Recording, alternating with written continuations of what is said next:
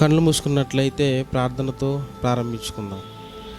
మహాపరిశుద్ధుడైన మా ప్రియ పరలోకపు తండ్రి, నీ ఘనమైన అతి పవిత్రమైన నామమునకు వేలాది వందనములు స్తోత్రములు చెల్లించుకుంటున్నాం. మా దేవ, నా తండ్రి, ఇదిగో నాయన మీ కుమారుని పునరుద్ధాన దినమునందు మమ్మల్ని ప్రేమించి నాయన ఇదిగో తండ్రి సన్నిధికి చేర్చిన విధమును బట్టి వేలాది వందనములు స్తోత్రములు చెల్లించుకుంటున్నాం. తండ్రి నాయన ఇదిగో తండ్రి, ఈ సమయంలో మీ మాటలు తెలియజేస్తుండగా పరిశుద్ధాత్మ వారి సహకారాన్ని నాకు అనుగ్రహించి మంచి వాక్యాలను అనుగ్రహించి మహిమ పొందండి తండ్రి. ఈ మాటలు నా తండ్రి ఎవరైతే వినబోతున్నారో వారి మనసులను తెరవండి నాయన. నీ సన్నిధికి రావాలని ఎవరైతే అనుకుంటున్నారో వారందరినీ నా తండ్రి సకాలంలో రప్పించి మీరు మహిమ పొందండి తండ్రి. ఈ సమయాన్ని మీకు అప్పగించుకుంటూ మీ ప్రియకుమారుడు మా రక్షకుడైన యేసు క్రీస్తు వారి పుణ్యనామంలో ఈ ప్రార్థనా మనవులు అడిగి పెడుకుంటున్నాం మా తండ్రి, ఆమేన్. మంచిదండి. ప్రేమైన దేవుని వల్లరా, గత వారంలో దైవజనుల నోట కొన్ని విలువైన మాటలు మనం తెలుసుకుని ఉన్నాం. అయినా సంఘస్థులు చాలామంది ఇంకా కొంతమంది అశ్రద్ధ వహిస్తున్నారని చెప్పొచ్చు.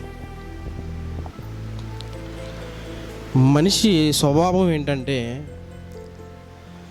ప్రతి వారము సంపాదించుకునేవారే ఉన్నారు, ప్రతిరోజు సంపాదించుకునేవారు ఉన్నారు, ప్రతి గంటకి సంపాదించుకునే ఉన్నారు. కానీ ఇదే జీవితం అనే ఆలోచనతో ఉన్న మనుషులు ఈ లోకంలో లేకపోలేరు. కనీసం దేవుని పని ఉంది, దేవుని ఆలోచన ఉందన్న ఆలోచన కూడా కొంతమంది క్రైస్తవులకు దేవుని పట్ల ఆసక్తి అనేది ఉండట్లేదండి. నా మాట వినిపిస్తుంది కదండి? వినిపిస్తుందా? ఎందుకంటే మనిషికి కావాల్సినవన్నీ దేవుడు ఇస్తున్నాడు, మనిషి మాత్రం దేవుణ్ణి మాత్రం మర్చిపోయేవారిగానే ఉన్నారు. నమ్ముకునేవారుగా కనిపిస్తున్నా దేవుణ్ణి మర్చిపోయేవారుగానే కనబడుతున్నట్లుగా కనబడుతుంది లోకంలో. మీరు ఆలోచన చేయండి, ఈ సృష్టిని చూడండి. దేవుని ఆజ్ఞను ధిక్కరించకుండా దేవుడు చెప్పింది చెప్పినట్టుగా ఈ సృష్టి చేస్తున్నట్టుగా మనకు కనబడుతుంది. కారణం ఏంటంటే ప్రతి మనిషి శారీరక సంబంధాల విషయంలో మాత్రం రోషం కలిగి ఉంటాడు, కానీ దేవుని ఆలోచనలో దేవుని పని విషయంలో మాత్రం రోషం కలగడం అనేది చాలా తక్కువ మంది. రోషం అనగానే ఏదో కోప్పడిపోవడం ఇది కాదండి. రోషం అంటే ఏదైనా దేవుని పని ఉంది అని తెలియగానే రెస్పాండ్ అవ్వడం, వెంటనే సిద్ధపడి దేవుడి సన్నిధిలో ఉండడం అనేది చాలా అవసరం ప్రియమైనదేనో అన్నారు. అదే రోషం అంటే. సంఘం అంతా రోషం కలిగిన వారిగా ఉండాలి ప్రేమైన దేవుని వల్లరా. కానీ అంత పీత నడక నడుస్తున్నట్టుగా సంఘం కనబడుతుంది. కారణం ఏంటంటే వారిలో మంట అనేది లేదు. మంట లేదండి. సువార్తను ప్రకటించాలనే మంట లేదు. అయ్యో నా కోసం ప్రాణం పెట్టాడు కదా, ఆయన్ను స్తుతించుదామనే మంట మనుషుల్లో లేదండి.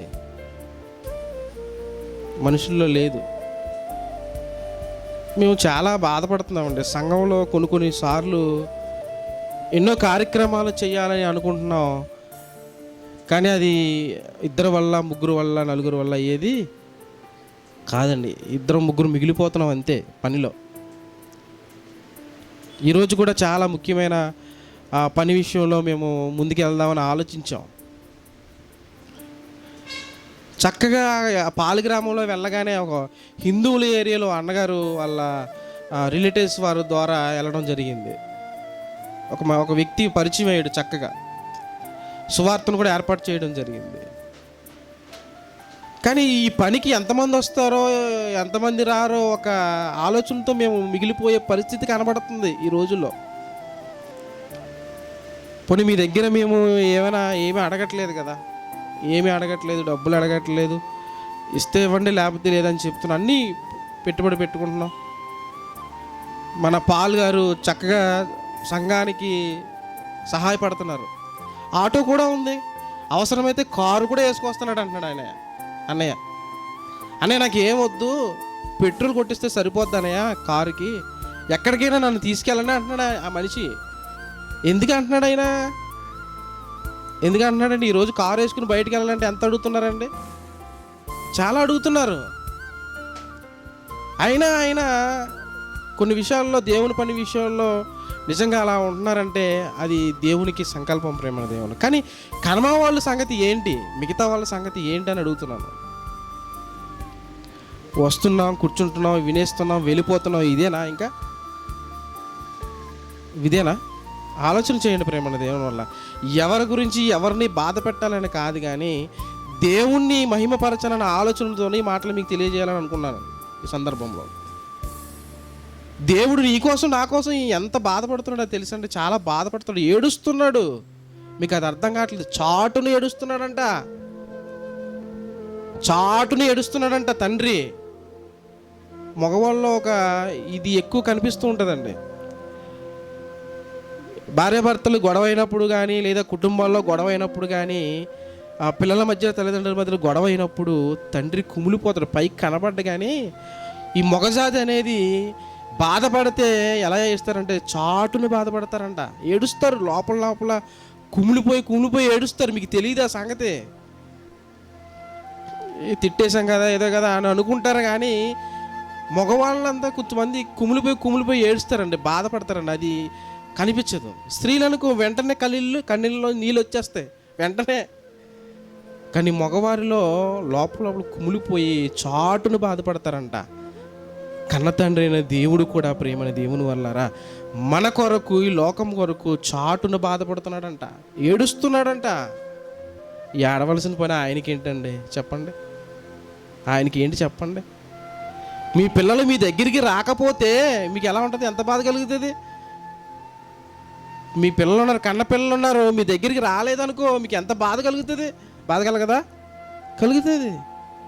కానీ కన్న తండ్రి అనే దేవునికి కూడా అలాంటి బాధే మిగిలిపోయింది ప్రేమని దేవుని వల్లరా, అలాంటి బాధే మిగిలిపోయింది.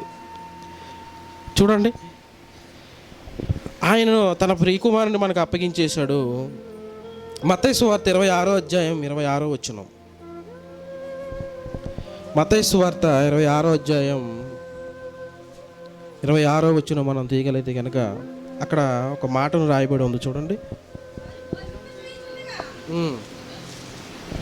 వారు భోజనము చేయుచుండగా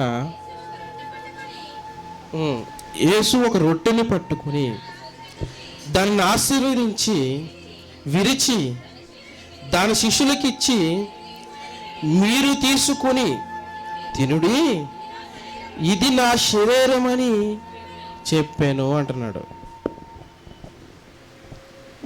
అంటే యేసుక్రీస్తు వారు శరీరాన్ని మనుషులకి, మన కొరకు క్రైస్తవులకి ఇచ్చాడు. ఈ శరీరాన్ని తీసేసుకుంటున్నాం, తాగేస్తున్నాం, ఆయన రక్తాన్ని తాగేస్తున్నాం, ఆయన పనిని మాత్రం మరుగు పెట్టేస్తున్నాం. ఇలాగ ఉన్నారండి సంఘస్థులు. ఈ సంఘం కాదు, చాలామంది క్రైస్తవుల పరిస్థితి ఇదే. తీసుకుంటున్నాం, తాగేస్తున్నాం, వెళ్ళిపోతున్నాం, ఇంకక్కడి వరకు అక్కడితో సమాధి అయిపోతుంది. కానీ జీవాన్ని పోసుకొని క్రీస్తుని ప్రకటించాలన్న ఆలోచన మనుషులలో లేదు ప్రేమని దేవుని వల్ల రావట్లేదు. నీ కోసం తన ప్రియకుమారున్నే చంపేశాడు, తన శరీరాన్నే ముక్కలుగా చేసేశాడు, తన రక్తాన్ని భూమి మీద చిందించాడు అని చెప్తున్నాడు ఇక్కడ. ఆయన శరీరాన్ని, ఆయన రక్తాన్ని తీసుకున్న మనము ఆయన ప్రచురణ చేసేవారుగా ఉండాలి. కానీ ఏమండి, ఒకచోటే ఎక్కల గొంగళి అక్కడే అన్నట్టుగా మనం ఉండకూడదు ప్రేమని దేవుని వల్లరా. లోకంలో కొన్ని సామెతలు ఉంటూ ఉంటాయి. ఆ సామెతలను మనం ఆలోచిస్తున్నప్పుడు కొన్ని నీతి పాఠాలు అందులో కూడా కనిపిస్తూ ఉంటాయి ప్రేమని దేవుని వల్లరా, కనిపిస్తూ ఉంటాయి. చూడండి, పౌలు గారు చెబుతున్న మాట కొరింథీయులకు రాసిన మొదటి పత్రికలో 11వ అధ్యాయం మనం తీయగలిగితే కనుక అక్కడ కొన్ని మాటలు అక్కడ కూడా రాయబడి ఉన్నాయి. అదే మాటలు రాయబడి ఉన్నాయి చూడండి. నేను మీకు అప్పగించిన దానిని ప్రభువు వలన పొంది తిని, ప్రభువైన యేసు తాను అప్పగింపబడిన రాత్రి ఒక రొట్టెను ఎత్తుకొని కృతజ్ఞతాస్తుతులు చెల్లించి దానిని విరిచి, ఇది మీ కొరకైన నా శరీరము, నన్ను జ్ఞాపకము చేసుకున్నటకే దీనిని చేయుడని చెప్పాను అంటున్నాడు. ఆయన జ్ఞాపకం చేసుకోవడం అంటే ఏంటి? ఆయన జ్ఞాపకం చేసుకోవడం అంటే ఏంటి? ఆ యేసుక్రీస్తు వారు తలలో కిరీటం ఉంటుంది, మేకులతో కొట్టబడి ఇలా వేలాడతాడు. ఇదే నా జ్ఞాపకం చేసుకోవడం అంటే? ఇదే నా జ్ఞాపకం చేసుకోవడం అంటే? యేసుక్రీస్తు వారు ఎంత బాగా లోకంలో బ్రతికాడో తెలుసండి ప్రేమన దేవుని వాళ్ళరా. చాలా బాధలు అనుభవించాడు ఆయన. ఈరోజు నీకు అన్ని ఆటో ఉండి, కారు ఉండి, వెహికల్స్ ఉండి అన్నీ ఉన్నా సరే నువ్వు సువార్త కదలలేకపోతున్నావు అంటే ఏం చెప్పాలి చెప్పండి ప్రేమన దేవుని వాళ్ళరా. ఆ రోజుల్లో రోడ్లు లేవు, కొండలో అంట ప్రయాణం చేస్తూ ఉండేవారు, పెద్ద పెద్ద లోయలు ఉంటూ ఉండేవి, పాములు ఉండేవి, ఎన్ని భయంకరమైన జీవులు అప్పట్లో ఉండేవో. అలాంటి పరిస్థితుల్లో యేసుక్రీస్తు వారు ప్రయాణం చేసి అందరినీ సువార్తలోకి నడిపిస్తున్నాడంటే ప్రేమైన దేవుని వల్ల మీరు ఆలోచన చేయండి. ఎప్పుడైతే ఆయన రక్తాన్ని, ఆయన శరీరాన్ని తీసుకున్న మనము సువార్త పనిలో ముందుకు కదలాలి. ఎలా కదలాలి? ఆయనను జ్ఞాపకము చేసుకుంటూ కదలాలి. అర్థం చేసుకోండి, ఆయనను జ్ఞాపకం చేసుకుంటూ కదలాలి. ఈ సృష్టి కదులుతుంది తెలుసా మీకు? సృష్టి కదులుతుంది. ఎలా వస్తుంది మనకు ఆహారం? అది ఎలా వస్తుంది అంటున్నారు? ఎలా అనుకుంటున్నారు? అది మండుతుంది కాబట్టే మనకు ఆహారం వస్తుంది. తెలుసా మీకు? అది మండుతుంది కాబట్టే మనకు ఆహారం వస్తుంది. ఇప్పుడు మీరు చక్కగా భోజనం వండాలనుకో, మీరు ఏం చేస్తారు? కుండ పెడతారు, కుండలో నీళ్లు వేస్తారు, రైస్ వేస్తారు, వేసి పెట్టేస్తే రైస్ అయిపోతుందా? ఏం చేయాలి మీరు? కింద మంట పెట్టాలి, మండాలి. మండితేనే కానీ మనకు ఆహారము రాదు, అవ్వదు. మరి ఈ భూమి మీద ఎన్నో ఫ్రూట్స్, ఎన్నో మనకి విలువైన ఆహార పదార్థాలు మనం తయారు చేయలేనివి కూడా దేవుడు సృష్టించాడు కదా. మరి ఆహారాన్ని ఎవరు వండుతున్నారు? ఎవరు వండుతున్నాడు? దేవుడే వండుతున్నాడు, దేవుడే చేస్తున్నాడు. చూద్దాం, ఆ వచనం చూద్దాం, చూడండి. యోబు గ్రంథం 28వ అధ్యాయం 5వ వచనం. యోబు గ్రంథం 28వ అధ్యాయం 5వ వచనం. యోబు గారు రాసిన గ్రంథం 28వ అధ్యాయం 5వ వచనం చదవండి. యోబు గ్రంథం, భూమి నుండి ఆహారము పుట్టును, దాని లోపలి భాగము అగ్నిమయమండునట్లు దాని రాళ్ళు. ఏమంటున్నాడు ఇక్కడ? భూమిలో ఏముందంట? అగ్ని ఉందంట. ఏముంది ఇక్కడ? కనబడుతుందా లేదా? అగ్ని. భూమి కింద అగ్ని ఉంది. ఈ విషయాన్ని చెప్పడానికి శాస్త్రవేత్తలు కొన్ని కోట్ల రూపాయలు ఖర్చు పెట్టారు. మీకు అర్థమవుతుందా? ఈ విషయాన్ని చెప్పడానికి, భూమి కింద అగ్ని ఉందని తెలియజేయడానికి శాస్త్రవేత్తలు కొన్ని కోట్ల రూపాయలు ఖర్చు పెట్టారు. కానీ దేవుడు చూసారా, 200 రూపాయల బైబిల్లో అలాంటి మాటను దేవుడు రాయించాడంటే ఈ సృష్టిని చేసింది ఎవడండి? దేవుడే చేశారు. ఆయన చేశాడు కాబట్టి చెప్పగలుగుతున్నాడు, లేకపోతే చెప్పగలరండి? మీరు ఏదైనా ఒక వస్తువు తయారు చేశారనుకోండి, దాని గురించి మీరే ఎక్స్ప్లెయిన్ చేయగలరు. బయట నేను చేయగలనా? చేయలేను కదా. కాబట్టి బైబిల్ అనే 66 పుస్తకాలు మతగ్రంథం కాదు, మహాజ్ఞానపు గ్రంథం అనడానికి ఇలాంటి మాటలు ఎన్నో మన కోసం రాయబడి ఉన్నాయి. దయచేసి మీరు దీన్ని చదవగలిగితే కనుక మహాత్ములుగా మిగిలిపోతారు ప్రేమ దేవుని వల్లరా. చూద్దాం, మరొక వచనం చూద్దాం, చూడండి. లూకా గారు రాసిన పత్రిక 12వ అధ్యాయం 49వ వచనం చదవండి. లూకా గారు రాసిన పత్రిక 12వ అధ్యాయం 49వ వచనం. 12వ అధ్యాయం 49వ వచనం. నేను భూమి మీద అగ్ని వేయి వచ్చి తిని, అది ఇదివరకే రగులుకొని మండవలనని ఎంతో కోరుచున్నాము అంటున్నాడు. అగ్ని అంటే ఏంటి? ఇల్లు తగలబెట్టడం అనుకుంటున్నారా? కాదండి. ఈ మాట ఆయన వాక్యం కొరకు మాట్లాడుతున్నాడు. ఇది వాక్యం అగ్ని వంటిది అన్నట్టుగా మాట్లాడుతున్నాడు అక్కడ. ఇదివరకే వాక్యాన్ని దేవుడు మన కోసం ఏర్పాటు చేశాడు, పరిచయం చేశాడు. మరి మనం ఏం చేయాలి? మనం ఏం చేయాలి? రగలాలా లేదా? చల్లారిపోతావా? చల్లారిపోకూడదు ప్రేమ దేవుని వల్లరా. రగలాలి, నువ్వు మండాలి. వాక్యాన్ని పట్టుకొని నువ్వు మండగలిగితే అనేకులకు నువ్వు అంటించగలిగితావు. వారు దేవుని వైపు తిరిగే పరిస్థితులు కనబడతాయి ప్రేమ దేవుని వల్లరా. ఇదివరకే మనకి ఇచ్చేసాడు ఈ వాక్యం, అగ్ని వంటిది. ఏదైనా తప్పు చేసినప్పుడు వాక్యం చెబుతున్నప్పుడు మన మనసు ఎలా ఉంటుంది? బాధగా రగిలిపోతూ ఉంటుంది. ఆయన మాట అగ్ని వంటిది ప్రేమ దేవుని వల్లరా, అగ్ని వంటిది. ఆయన వాక్యం చెబుతున్నప్పుడు, మనం వింటున్నప్పుడు, మనలో ఏదైనా అపవిత్రమైనవి ఉన్నప్పుడు మనం దాన్ని అక్కడతో కాల్ చేసుకోవడానికి, బూడిద చేసేసుకోవడానికి దేవుడు వాక్యాన్ని మనకు అనుగ్రహించాడు. కాబట్టి ఇదివరకే అంటుకుంది ఈ అగ్ని ఆరిపోకూడదని, రగలాలని చెప్పి ఆయన కోరుకుంటున్నాడు. ఎంతవరకు, ఎంతమంది ఆయన అగ్నిని రాగించాలనుకుంటున్నారు చెప్పండి ప్రేమ దేవుని వల్ల. ఆయన వాక్యాన్ని ప్రకటించాలని ఆలోచన కలిగి ఉన్నారు. సువార్త పనిలో ఎంతమంది ముందుకు సాగాలని అనుకుంటున్నారో ఆలోచన చేయండి. మీ హృదయము ప్రేరేపించిన సాతానుగాడి పక్కన ఏం వెళ్తాం, ఇప్పుడేం వెళ్తాం, కాళ్ళు నొప్పులు, అలా వెళ్దాం, ఇలా వెళ్దాం, ఇవాళ ఆదివారం కదా రెస్టారెంట్కి వెళ్దాం, ఇంకోసారి మళ్ళీ వచ్చే వారం వెళ్దాంలే అని ఇలాంటి ఆలోచనలు మనుషుల్లో పుడతాయండి. ఆ ఆలోచనలు దేవునికి సంబంధించినవి కాదు, సాతానికి సంబంధించిన ఆలోచన అయ్యి.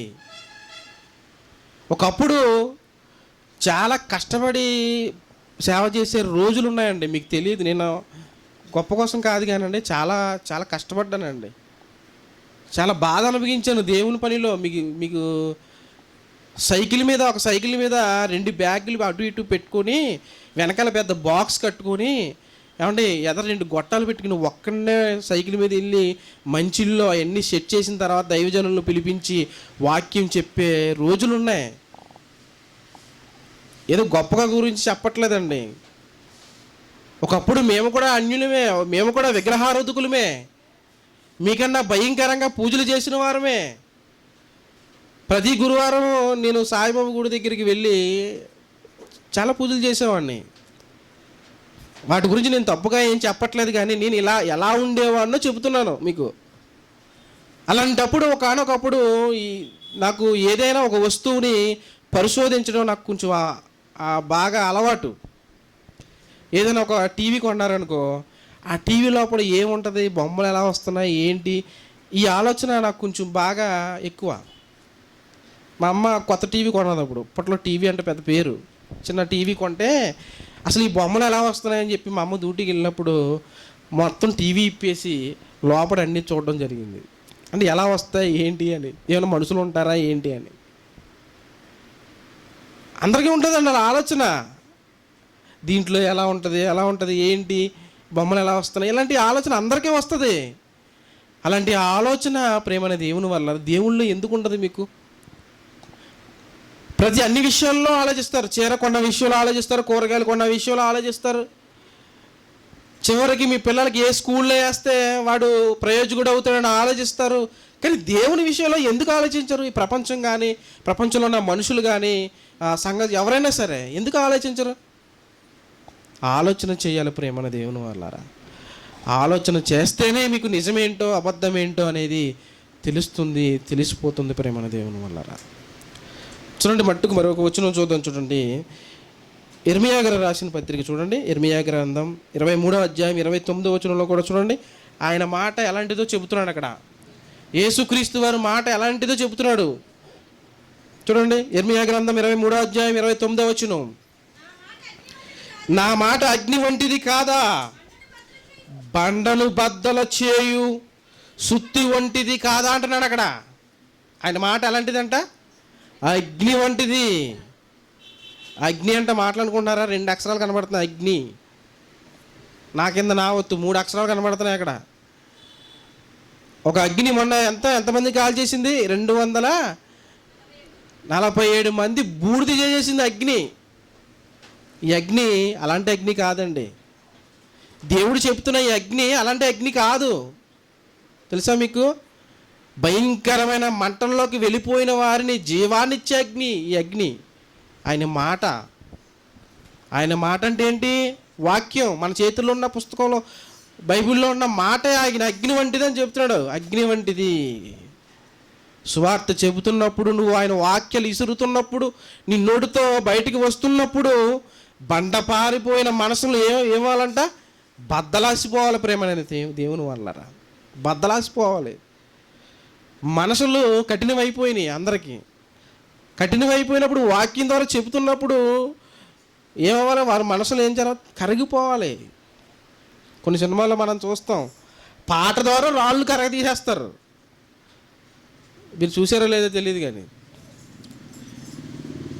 పాట ద్వారా రాళ్ళు కూడా కరిగిపోయేటట్టుగా వీడియోలు చూపిస్తూ ఉంటారు. కానీ దేవుడు ఏం చెబుతున్నాడంటే, దేవుని వాక్యాన్ని మనం తెలియజేసామంటే, ప్రజల్లోకి వెళ్ళి మనం చెప్పామంటే, వారి మనసులంట వారు కఠినమైపోయిన వాళ్ళ మనసులు బద్దలైపోవాలంటున్నాడు. బద్దలైపోవాలంటున్నాడు. నా మాట అగ్ని వంటిది అని చెప్తున్నాడు ప్రేమ దేవుని వల్లరా. కాబట్టి ఆలోచన చేయండి. లూకా గారు రాసిన పత్రిక 24వ అధ్యాయం 32వ వచనం కూడా చూద్దాం. చూడండి, లూకా రాసిన పత్రిక 24వ అధ్యాయం 32వ వచనం.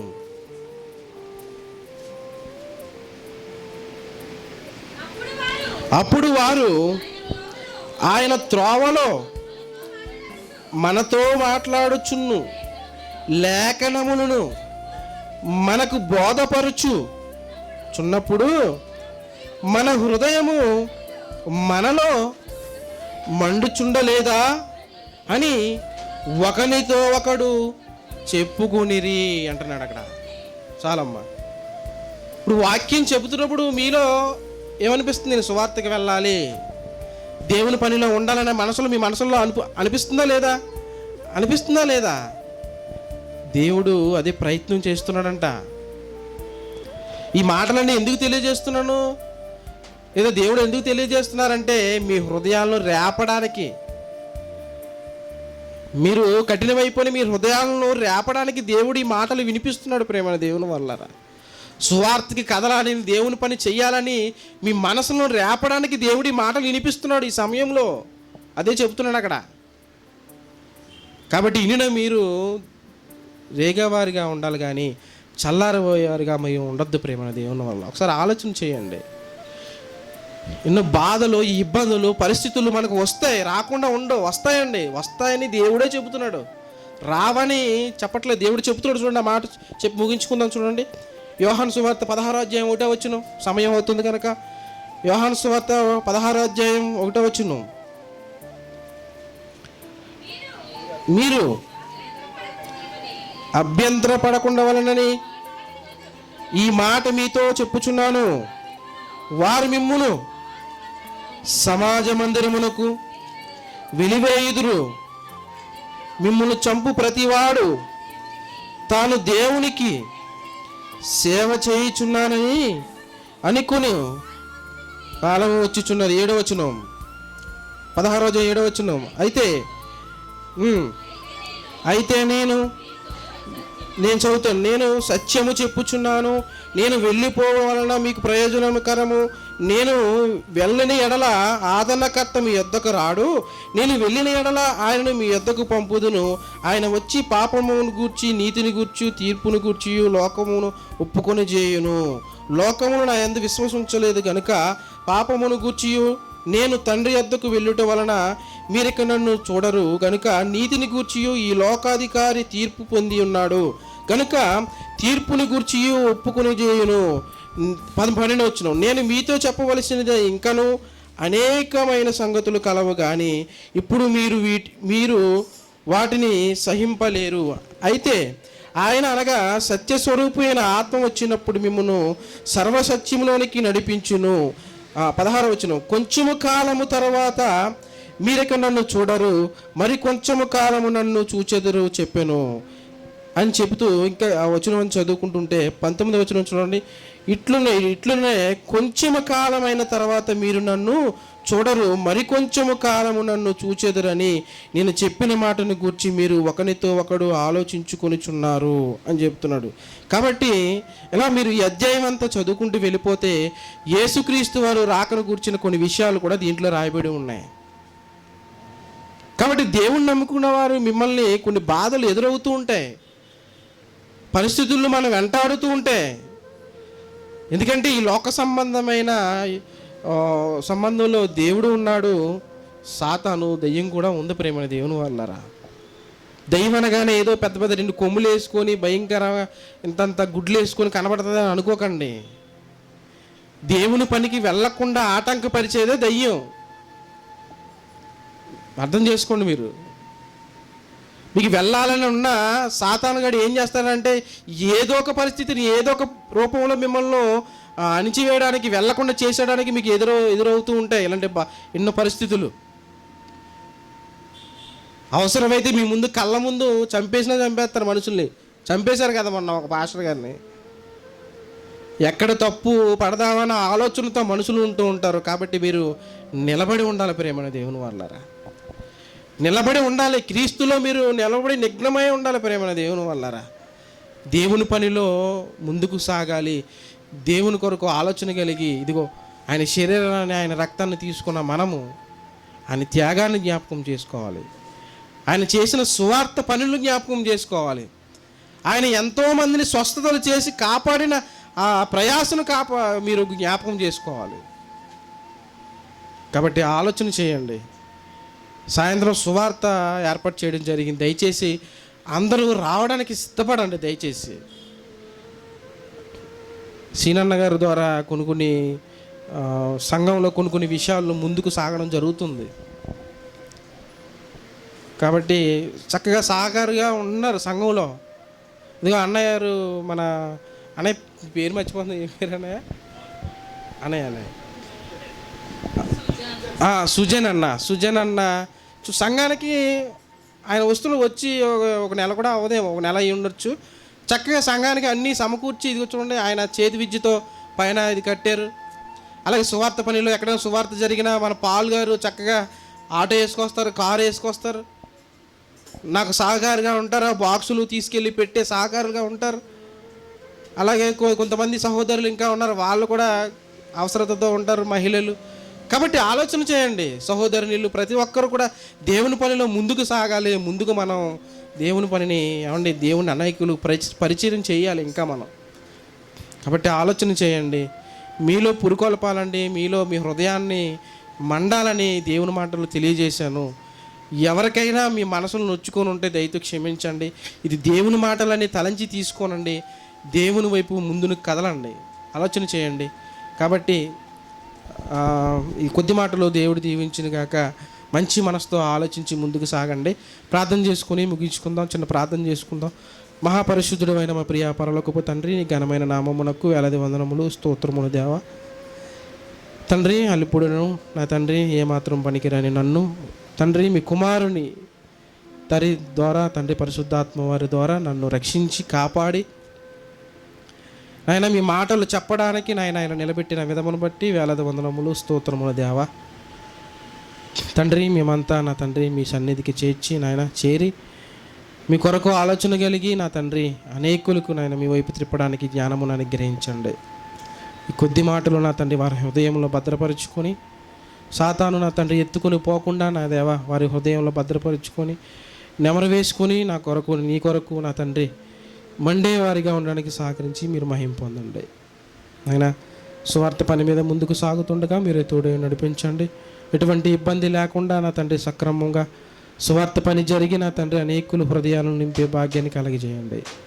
మీ ఆలోచనలో ఉంటూ తండ్రి మీ కొరకే బ్రతికే భాగ్యాన్ని కలగజేయండి. అయినా ఇదిగోనైనా తర్వాత దైవజనులైనా ఉమాగారు మాట్లాడుచుండగా మీరు తోడే నడిపించండి. చక్కటి వాక్యాన్ని వినిపించి నా తండ్రి ఆ వాక్యాన్ని నెమరు వేసుకునే భాగ్యాన్ని కలగజేయమని మీ ప్రియకుమారుడు మా రక్షకుడైన యేసు క్రీస్తు వారి పుణ్యనామంలో ఈ ప్రార్థన మనవులు అడిగి పెడుకుంటున్నాం మా కన్న తండ్రి. ఆమేన్. అందరికీ వందనాలండి.